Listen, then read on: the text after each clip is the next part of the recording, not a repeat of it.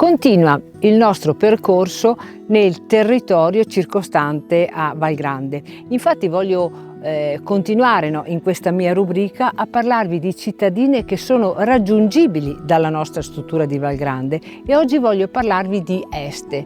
Este è un centro storico ai piedi del Parco dei Colli Euganei.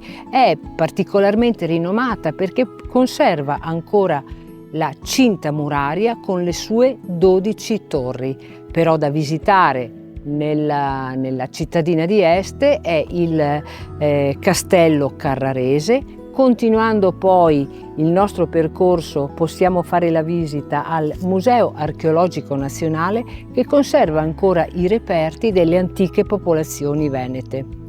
Non dimentichiamo poi una tappa per osservare l'Arco del Falconetto e il Percorso del Principe che collega il centro storico di Este con il borgo di Calaone, quindi collegando un intero centro urbano con la suggestive paesaggio dei Colli Euganei.